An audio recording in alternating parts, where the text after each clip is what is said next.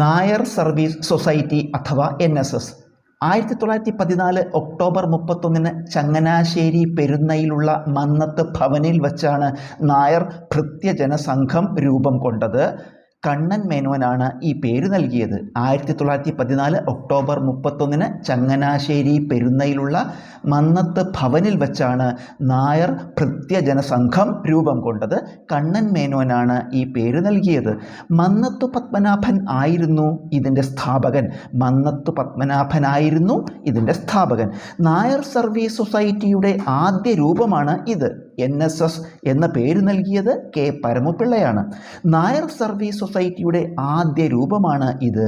NSS എന്ന പേര് നൽകിയത് K പരമപിള്ളയാണ്. മന്നത്ത് പത്മനാഭനോടൊപ്പം 13 സുഹൃത്തുക്കളും ഇതിൽ ചേർന്നു.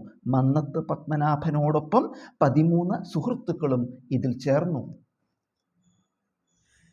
NSSൻ്റെ ആദ്യ പ്രസിഡന്റ് K കേളപ്പനും ആദ്യ സെക്രട്ടറി മന്നത്ത് പത്മനാഭനും ആയിരുന്നു. NSSൻ്റെ ആദ്യ പ്രസിഡന്റ് K കേളപ്പനും ആദ്യ സെക്രട്ടറി മന്നത്ത് പത്മനാഭനും ആയിരുന്നു. ജാതി വ്യത്യാസം ഇല്ലാതാക്കുക, നായന്മാർക്കിടയിൽ പ്രചാരത്തിലുള്ള താലികെട്ട് കല്യാണം, തിരണ്ടുകുളി എന്നീ ആചാരങ്ങൾ അവസാനിപ്പിക്കുക എന്നിവയായിരുന്നു പ്രധാന ലക്ഷ്യങ്ങൾ. ജാതി വ്യത്യാസം ഇല്ലാതാക്കുക, നായന്മാർക്കിടയിൽ പ്രചാരത്തിലുള്ള താലികെട്ട് കല്യാണം, തിരണ്ടുകുളി എന്നീ ആചാരങ്ങൾ അവസാനിപ്പിക്കുക എന്നിവയായിരുന്നു പ്രധാന ലക്ഷ്യങ്ങൾ. NSSൻ്റെ കീഴിൽ ആരംഭിച്ച ആദ്യ വിദ്യാഭ്യാസ സ്ഥാപനം കോട്ടയം ജില്ലയിലെ കറുകച്ചാലിൽ ആരംഭിച്ച പ്രൈമറി സ്കൂൾ ആണ്. NSSൻ്റെ കീഴിൽ ആരംഭിച്ച ആദ്യ വിദ്യാഭ്യാസ സ്ഥാപനം കോട്ടയം ജില്ലയിലെ കറുകച്ചാലിൽ ആരംഭിച്ച പ്രൈമറി സ്കൂളാണ്. ഭാരത കേസരി എന്ന് വിശേഷിപ്പിക്കപ്പെട്ട മലയാളി മന്നത്ത് പത്മനാഭനാണ്.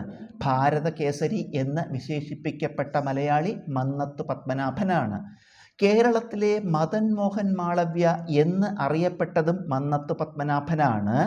സർദാർ KM പണിക്കരാണ് ഇങ്ങനെ വിശേഷിപ്പിച്ചത്. കേരളത്തിലെ മദൻ മോഹൻ മാളവ്യ എന്ന് അറിയപ്പെട്ടതും മന്നത്ത് പത്മനാഭനാണ്. സർദാർ KM പണിക്കരാണ് ഇങ്ങനെ വിശേഷിപ്പിച്ചത്.